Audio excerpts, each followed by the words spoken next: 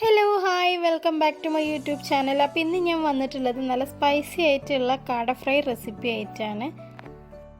ഇത് ഉണ്ടാക്കാനായിട്ട് വളരെ സിമ്പിളാണ്, കഴിക്കാനായിട്ട് നല്ല ടേസ്റ്റുമാണ്. അപ്പോൾ നമുക്കിത് എങ്ങനെ ഉണ്ടാക്കുന്നത് നോക്കാം.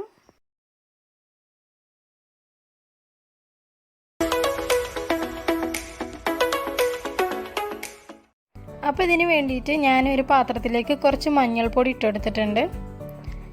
പിന്നെ മുളക് പൊടി ഇട്ട് കൊടുക്കാം. മുളക് പൊടി നമ്മൾ ഇതിൻ്റെ ലാസ്റ്റ് കാടയിലേക്ക് ചില്ലി ഫ്ലേക്സ് ഇട്ട് കൊടുക്കുന്നുണ്ട്. അപ്പോൾ അത് അത്യാവശ്യം എരിവുണ്ടാവും. അപ്പോൾ അതിനനുസരിച്ചിട്ടുള്ള മുളക് പൊടി എടുക്കാം. പിന്നെ ഇതിലേക്ക് ഞാൻ കാശ്മീരി ചില്ലി പൗഡറും കൂടെ ആഡ് ചെയ്യുന്നുണ്ട്. അത് നമുക്ക് കാടയ്ക്ക് നല്ലൊരു കളർ കിട്ടാൻ വേണ്ടി ആഡ് ചെയ്യുന്നതാണ്. നിങ്ങളുടെ കയ്യിലില്ലെങ്കിൽ കുഴപ്പമൊന്നുമില്ല. പിന്നെ ഇതിലേക്ക് ഞാൻ 1/2 ടീസ്പൂൺ ഗരം മസാല പൗഡറും കൂടെ ചേർത്ത് കൊടുക്കുന്നുണ്ട്. ഇനി ഇതിലേക്ക് ഒരു 3 ടേബിൾ സ്പൂൺ കോൺഫ്ലവറും കൂടെ ചേർത്ത് കൊടുക്കാം. എന്നിട്ട് നാരങ്ങ, ഒരു അരമുറി നാരങ്ങ എടുത്ത് പിഴിഞ്ഞിട്ട് നന്നായിട്ടൊന്ന് മിക്സ് ചെയ്ത് വെക്കാം. പിന്നെ ആവശ്യത്തിനുള്ള ഉപ്പും കൂടെ ചേർത്ത് കൊടുക്കണം. ഇനി ഇതിലേക്ക് 2 ടീസ്പൂൺ ഇഞ്ചി വെളുത്തുള്ളി പേസ്റ്റ് ചേർത്ത് കൊടുക്കാം. നന്നായി പേസ്റ്റ് ആക്കി എടുത്തിട്ടുള്ളതാണ്. അത് ഇതിലേക്ക് ചേർത്തിട്ട് മിക്സ് ചെയ്തെടുക്കാം.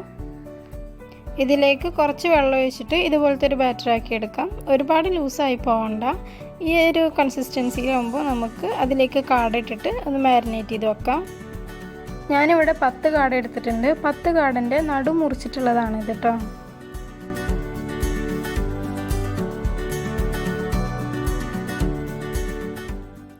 നിങ്ങളുടെ ടൈമിനനുസരിച്ചിട്ട് കാട മാരിനേറ്റ് ചെയ്ത് വെക്കാം. ഞാനൊരു 3 മണിക്കൂറോളം മാരിനേറ്റ് ചെയ്ത് വെച്ചിട്ടുണ്ടായിരുന്നു.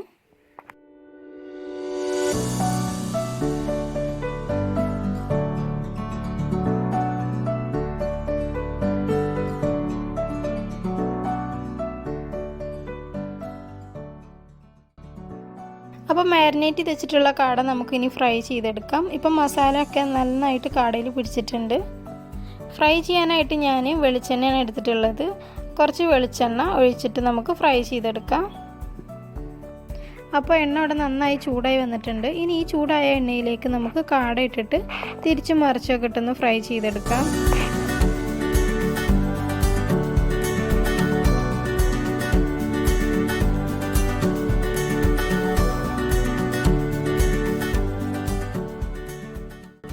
അപ്പോൾ നമ്മുടെ കാട ഇവിടെ ഫ്രൈ ആയി വന്നിട്ടുണ്ട്. ഇനി നമുക്കിത് എണ്ണയിൽ നിന്ന് കോരിയെടുക്കാം.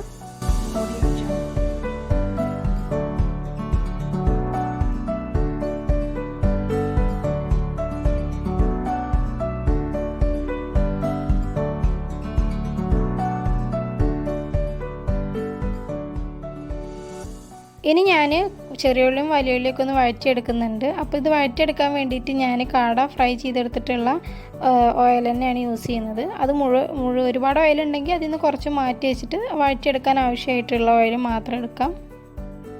അപ്പോൾ ഇതിലേക്ക് ഞാൻ ഒരു വലിയ ഉള്ളി ചെറുതാക്കി ചോപ്പ് ചെയ്തെടുത്തിട്ടുള്ളതാണ് ഇട്ട് കൊടുത്തിട്ടുള്ളത്. അപ്പോൾ ഒരു വലിയ പച്ചമുളകും കൂടി ചെറുതാക്കി അരിഞ്ഞത് ഇട്ടെടുത്തിട്ടുണ്ട്. അതൊന്ന് വഴറ്റിയെടുക്കുക. ചെറുതായി ഒന്ന് വഴണ്ടി വരുമ്പോൾ അതിലേക്ക് നമുക്ക് ചോപ്പ് ചെയ്ത് വെച്ചിട്ടുള്ള ചെറിയ ഉള്ളിയും കൂടെ ഇട്ടിട്ട് നന്നായിട്ടൊന്ന് വഴറ്റിയെടുക്കാം. നിങ്ങൾക്ക് വേണമെങ്കിൽ വലിയ ഉള്ളി ഉപയോഗിക്കാതെ ചെറിയ ഉള്ളി വെച്ചിട്ട് മാത്രം ചെയ്തെടുക്കാം. ഞാനിവിടെ 2 ഉള്ളിയും വെച്ചിട്ടാണ് ചെയ്യുന്നത്.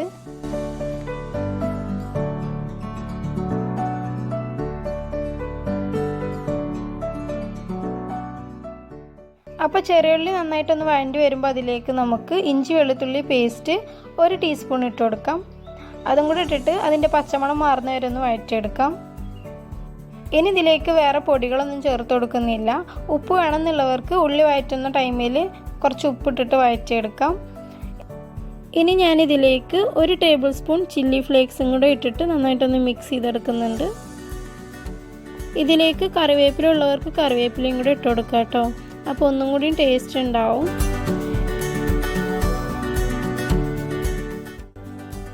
ഇനി ഈ മസാലയിലേക്ക് നമുക്ക് ഫ്രൈ ചെയ്ത് വെച്ചിട്ടുള്ള കാട ഇട്ട് കൊടുക്കാം. എന്നിട്ട് ഇത് നന്നായിട്ട് മിക്സ് ചെയ്തിട്ട് ഒരു 10-15 മിനിറ്റ് ലോ ഫ്ലെയിമിലിട്ടിട്ട് അടച്ച് വെച്ചിട്ടൊന്ന് കുക്ക് ചെയ്തെടുക്കാം. അപ്പോൾ ഈ ചെറിയ ഉള്ളിൻ്റെയും ഒക്കെ ഒരു ഫ്ലേവർ നമ്മുടെ കാടയിലേക്ക് കിട്ടും.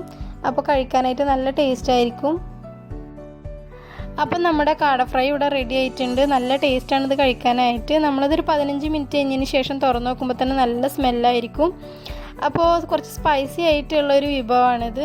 നമുക്ക് പൊറാട്ടൻ്റെ കൂടെ, ചപ്പാത്തിൻ്റെ കൂടെ, അതുപോലെ തന്നെ ചോറിൻ്റെ ഒക്കെ കൂടെ കഴിക്കാൻ പറ്റിയ നല്ല അടിപൊളി കാട ഫ്രൈ ആണ് ഇത്. അപ്പോൾ തീർച്ചയായിട്ടും എല്ലാവരും ഇത് ട്രൈ ചെയ്ത് നോക്കുക. ട്രൈ ചെയ്തിട്ട് നിങ്ങളുടെ അഭിപ്രായങ്ങളൊക്കെ താഴെ കമൻറ്റിലൂടെ അറിയിക്കുക. പിന്നെ ഈ വീഡിയോ ഇഷ്ടപ്പെടുകയാണെങ്കിൽ ലൈക്ക് ചെയ്യാനും ഷെയർ ചെയ്യാനും സബ്സ്ക്രൈബ് ചെയ്യാനും മറക്കരുത്. താങ്ക്